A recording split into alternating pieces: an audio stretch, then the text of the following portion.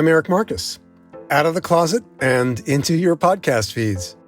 I'm once again speaking to you from my guest room closet, revisiting the Making Gay History archive as a coping mechanism in the COVID crisis. I hope these trips to the archive help you a little. They help me a lot. Here on West 20th Street in New York City, things have been slowly opening up.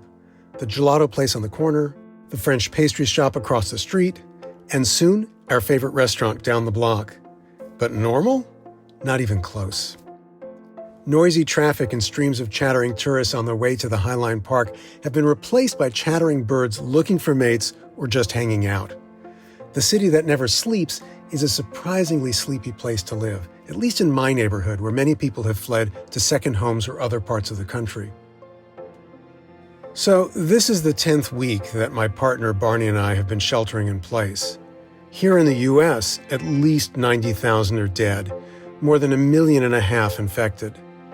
Along with the cold statistics, there's been much discussion about how this pandemic is the great equalizer, that no matter who you are or the size of your bank account, you're not protected from this virus. It's true that viruses don't discriminate, but our society does, and this virus has cast in stark terms how systemic inequality determines how likely you are to get sick, and if you get sick, how likely you are to die. And that brings me to Perry Watkins, another of the many people I interviewed who was just trying to live his life when fate, and in Perry's case, racism, cast him in a very different role, one that could easily have landed him 6 feet under. Perry Watkins was a 19-year-old American college student living in Germany and studying dance when his draft number was called. It was 1968. The war in Vietnam was at its peak. But Perry figured that after a quick trip to the Army's induction center in Tacoma, Washington, he'd be back in Europe doing what he loved. He thought he had nothing to worry about because the military didn't want homosexuals, and Perry made no secret of the fact he was gay in life or on the Army's intake form that he had to fill out. Turns out, he had plenty to worry about. So here's the scene. It was mid-November 1989, and I was sitting in Perry's semi-dark living room in Tacoma, Washington. It was too cold to take my coat off. Perry was bundled up too and explained that he couldn't afford to heat the house. Perry was a handsome man with close-cropped hair, a beard, and a broad smile. His every gesture offered a glimpse into his past as both a dancer and a drag performer. I clipped my microphone to Perry's jacket and pressed record. Interview with Perry Watkins, Sunday, November 19th, 1989, 5:30 p.m. at the home of Perry Watkins in Tacoma, Washington. Interviewer is Eric Marcus, tape 1, side 1. I want to go back in history first. Okay. How's that? And then we'll work our way back up to the present. Honey, you ask, I'll grant it. I'm a good fairy. This is the kind of interview I love. I've talked with a lot of people, and the most torture for me is when I ask a question and I get, yeah. Mm-hmm. No. You don't think I'm going to get those kind of answers? No. Huh? Okay. No. Did you know you wanted to work in the military? I didn't want to. I did not check the box yes because I wanted to go in the military. You didn't want to? No. That's why I checked the box yes. I wasn't planning to go into the military. I checked the box yes and I was drafted anyway. You checked the box that said homosexuality? Would you like to see a copy of the form? I believe you. You checked the homosexual box. Yes. You were drafted. Yes. What year were you drafted? 1968. Vietnam War. Yeah, good thinking. I went to school. Yes. I'm not that young. Mm. So, were you shocked? Yes. Absolutely. Absolutely. Tell me the chronology of this. You got your notice that you were I'm speechless. You should see the look on your face. It's wonderful. You didn't realize that? No, I didn't. No, most people don't realize. I was not trying to go into the military. That's why I told them I was. That's why I find it absolutely ludicrous that the Army is in court saying, we don't want this man. Well, why the hell did you take me? Right. So you know, excuse me. And why am I the one that is being accused of being at fault? It is amazing. But no, I checked the block, yes. They sent me in to a psychiatrist who said to me, he baited me. It was funny, and I knew that's what he was doing. He came in and he says, why did you check this box yes? And I went, Because you asked me to fill the form out honestly. Well, do you object to going in the military? No. I didn't want to go in the military. Who did? Right. But I certainly had no objection to serving my country. And you were raised to be honest. Extremely so. Why I really checked the box was because I thought, if I go into the military, I'm not going to hide the fact that I'm gay. I know myself well enough to know that. So when I get thrown out, Mom will be angry if I lie. That was why I checked the box. When I get put out of the military, Mom will be more angry with me for lying than why didn't I just tell the damn truth to begin with. So then he said, well, what do you like to do? I said, well, the same thing that, anyone who is gay likes to do. I mean, like oral, anal sex, whatever.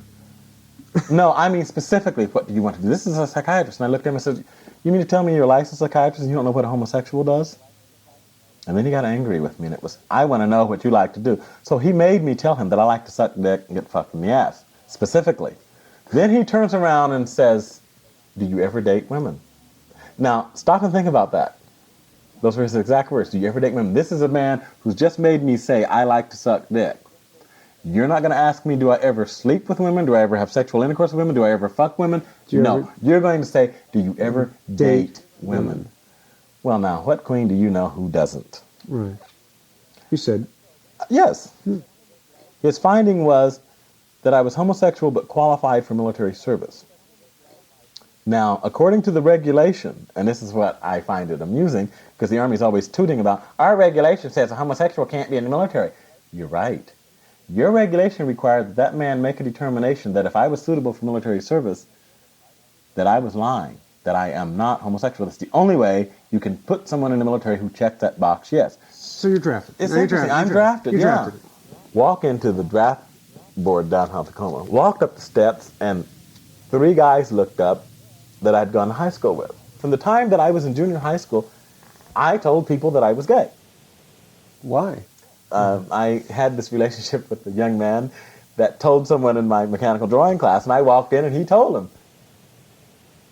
Perry Watkins gave so-and-so a blowjob the other night. I mean, it was all over school the next day. Well, from that point on, of course, I never had to ask, and I didn't get beat up or anything. Well, I did get, once I got beat up by kids in school. Once. I got hit one time. Otherwise, it was just fun and games all the way through. I mean, it was great. I couldn't have asked for a better advertising campaign. It was really funny. So I walked up the steps, and here's 15, 20 other guys sitting around. These 3 guys stood up. Well, hi, Perry, how are you doing? I said, fine. They're so used to talking about the fact that I'm gay, but they just looked at me, well, what are you doing here? And I said, well, I've been drafted. And one of them turned around and said, you didn't tell them? I said, of course I told them. Well, by the time I went in and got all my paperwork processed and was back out, of course, everybody there knew he's gay. So here I am in basic training, and word is like, shh. And there are many guys who go through basic training openly gay and survive it. You did it. There was never a major problem through basic training. These people just accepted me as being gay. It was like, oh, so? Who cares? He's himself. I requested discharge 3 times. The first time was simply because I was kind of fed up with the system. I'd only been in for 2.5 months. And it was like, I'm not going to put up with this bullshit. What kind of bullshit? My biggest fear was that someday I was going to be going through what I am going through now. And I didn't want that. So I thought, well, I need to get out of here. So I requested discharge because I was gay. And I was told, no. That's what I was told. You couldn't prove it. Okay, fine. Next, that was when I was going to school to be a clerk typist. After that, I was assigned to school to be a chaplain's assistant. I'm called into the commandant's office, and I'm told, you can't complete this course because you're an admitted homosexual. I said, wait a minute. No, you can't stay. Why? Well, because you're gay, and I can't have a chaplain assistant who's gay. Fine. Then put me out of the Army. They refused to put me out. I said, wait a minute. If I'm gay enough not to be in this school, I'm gay enough to be out of the military. This is the second time. This is the second time. We're only at 4th month. 4th month. I didn't wait. I didn't drag ass for getting out. I'm in a hurry to get out of here. So they sent me to Fort Belvoir as a clerk typist because I couldn't finish chaplain's assistant because I was gay. Why can I not be a chaplain's assistant but I can be in the Army? Well, there was no answer for that. course not. There was a war in Vietnam. We don't want to get rid of him. Now, remember, I'm black. Get to my unit. Basically, everybody in the unit just kind of accepted me. Until one night, 5 guys decided to sexually assault me. I'm upset the next morning. I go in and I just have a fit. They assaulted you? Yeah. They tried real hard. They were not successful in actually completing any sexual acts, but They tried. they ran me around pretty good. 5. You must have been scared half to death. Yeah. More than half. But I go in the next morning and I said, look, I'm not going to deal with this. No, I want out. That's all there is to it. No, I'm gay and I want out. Do you know what the military did? What they investigated was not the assault. Their only question was, would you give us the names of 2 people you've had sexual relationships with? The fact that 5 men sexually assault another man in your barracks is not of interest to you. Our system of justice, our military system of justice. Oh, that's all right for them to assault you. What we've got to prove is that you're gay. The crime is not that they assaulted you. The crime is that you're an admitted homosexual. Well, after having just been assaulted by these 5 men, I thought, well, fine. I'll give you what you want. So I gave them 2 names of people that I had been to bed with. One was in the military, one was not. They investigated this for 3 months, came back and said, well, none of these people corroborate what happened. We can't prove that this ever happened. Since they couldn't prove that any sexual acts ever occurred, I had to stay in. The crime is that the man is gay, not that these people... Scary. Did you have second thoughts about giving them the names of people who were gay? To the 2 names? Yes, I really didn't want to. And where they screwed up was coming back to me and saying, well, gee, we can't prove this, but if you give us some more names, we might... I said, no, I will never do that again. I said, you had your one chance. And I really don't feel that I should have done that even then, because that wasn't the issue. But since I have, I will never do it again. And I will tell you, as far as the 5 people who assaulted me, if any of them ever look cross-eyed at me again, tell them don't ever go to sleep. Because I'll take a bunk adapter and rearrange your face. I'm not going to put up with this kind of shit. I am gay. You people put me in this damn army, and it's up to you to see to it that I am protected. I said, and if one of them even so much as looks cross-eyed my way again, I will do my best to dislocate his head from his body. And if you think I'm bullshitting, you try me. I never had another problem in the remaining 15 years. So this is all in the first year? This is within the first 6 months. Every white person that I know, including the man that is downstairs right now, who checked that box yes, was told, no, you can't go in. This was not just an isolated case. This was probably very common practice, particularly among people who felt like, oh, well, yes, let's send all the blacks to Vietnam. I mean, the reason I was drafted is simply because they didn't expect me to be here in 20 years to talk about it. I would be curious to do a statistical report, an investigative type report on the number of people who checked the box yes, what their race was, and what the final jurisdiction of their paperwork was. How many of them that were white were drafted anyway. So that's kind of how that relates. The next 15 years doing what? Having a wonderful time. I worked in personnel. I went to college. I got a 4-year degree. I traveled. I lived in Europe for 8 years. I lived in Korea for 2. I learned a lot about people. I learned a lot about myself. I enjoyed my life. I enjoyed my work. I was not sitting there stagnating and waiting to retire. It wasn't like I wasn't being productive. I obviously was. I didn't get an exemplary record for nothing. And I wasn't having major problems. Every unit I went to, people looked at me and said, oh, you're gay. Right. I'm openly gay. They open my records and good grief, everything they see says this man is a homosexual, but he functions in an exemplary manner. Fine. Every time I was sent to a psychiatrist for an evaluation, they would do the same thing. Yes, he is homosexual, but no, it is not detrimental to his job performance. Exactly what they would write in the record, What changed? In 1980, the Army had told me they were going to revoke my security clearance because I was gay. This is the 4th time the Army is telling me this. Every other time, what the Army did was say, we're going to revoke your security clearance because you're gay. I said, fine. They'd take it, they'd send off a letter to security people at Fort Meade, Maryland. A month later, they'd send a letter back, and they'd come back in and say, never mind, you're an admitted homosexual, so you're not a security risk. Therefore, we're not going to revoke your clearance. This happened 3 times. The 4th time they said this, I said, I'm tired of the shit. Either give me my clearance, or get off my back.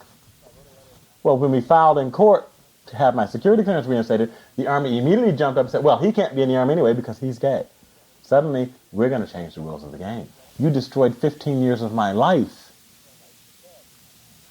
because I said I was homosexual, and then you waited 15 years to decide, oh, okay, we'll go ahead and throw him out. Mm-hmm. How did your life change when you were essentially fired from your job? Mm-hmm. What'd you do? Lost everything I had. It was a 12-and-a-half-year relationship. That ended, in part, I'm sure, as a direct result of the fact that things changed so drastically. This is a rental. I used to own a house not a mile from here. Mm-hmm. I lost it because, hey, guess what? When I got thrown out of the Army, I didn't have an income. I had to file bankruptcy. And I basically had to find a job any place I could. And any time you go out and apply for mid-level management type job as an office assistant or administrative assistant or personnel supervisor or something like that, they would look at my qualifications and go, God, great. 15 years in the military, a 4-year degree in business. Hey, wonderful. Wait a minute, why do you only have 15 years? Why didn't you stay for 20? Which, of course, then brings the story to light, because, what am I going to do, lie? You would have had a pension at 20 years, right? I would have had a pension at 20. So you had to explain your story. Yeah, so then it's like, oh, well, okay, we don't mind that you're gay. That's not a problem. What is it you did after 15 years that caused the Army to throw you out? You tell them the truth. I didn't do anything. I took the Army to court to get my security clearance back. Right, sure. Well, the Army would never do that. The Army's not going to invest 15 years in somebody and then throw them out if they didn't do something. You just can't. You're just not telling us. So you never get called back to get offered the job. You get offered the entry-level jobs that pay $7.50 an hour. Mm-hmm. Well, that would be fine if I were just out of college. But we're talking 15 years and a mortgage, 15 years work experience and a mortgage that needs to be paid. I can't do that. So I lost everything, and I had to start from scratch, basically, and that's where I am. Mm-hmm. That's why you're sitting here in a house that is so cold you can see my breath when I talk. Mm-hmm. This is 1989. We're 9 years down the road since you started fighting this case. Mm-hmm. 8 years, actually. Eight-year anniversary last month. Well, let's just back all the way up, 1968. If someone had said to me, if you go into the military, I can see into the future, and I'm accurate. If you go into the military, this is going to happen to you. And this is what's going to be the end result. And you're going to have to become this person. You're going to have to do these things. I would have said, thanks, but no thanks. Get somebody else. Even today you'd say that? I don't want to do this. Uh-huh. If I had been given that choice, I was not given the choice. Of course not. Basically what happened, why I didn't drop it, to refer back to your question, why didn't you drop this in 1981? It's the principle. Mm-hmm. I didn't ask to be put in this position, but I'm here. Mm-hmm. And along with being honest, the other thing my mother taught me somehow along the way is do the best you can. That's all we can ask of you. That's all. Mm-hmm. And so I do. So it's as pure as the principle. It's simply that.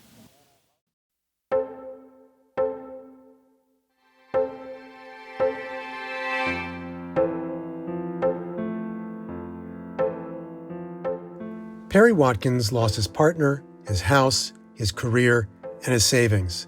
But he never gave up his fight to win back what was rightfully his. In 1989, after an 8-year legal battle, a federal appeals court ordered Perry's reinstatement to the Army. It was the first ruling by a full appellate panel that struck at the military's ban on gay and lesbian service members.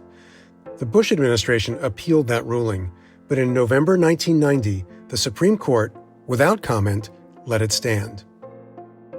Perry had the option to re-enlist, but he took a settlement instead, a retroactive promotion to sergeant first class, $135,000 in back pay, full retirement benefits, and an honorable discharge. Perry's bravery and persistence in the face of everything he was forced to endure takes my breath away. But this isn't a story that ends well. In 1996, 3 years after Perry got to celebrate his victory as the Grand Marshal of New York City's annual Pride March, he died at age 48, from complications of AIDS. That earlier epidemic also ripped the curtain back to expose prejudice and racism, and the government's willful indifference and incompetence that cost all too many people their lives. Thank you to those of you who have recently made donations to support Making Gay History's mission of bringing LGBTQ history to life and sharing that history with listeners in more than 200 countries and territories around the world. We're especially grateful to Hal Brody and Don Smith for their generosity. Thanks, Hal. Thanks, Don. And many thanks to the Jonathan Logan Family Foundation for their ongoing support. This Revisiting the Archive episode was produced by Sarah Birmingham, Making Gay History's founding editor and producer, and Inga Dataya, Making Gay History's deputy director, who handles all the post-production work to get our episodes out to you. So long, stay safe. Until next time.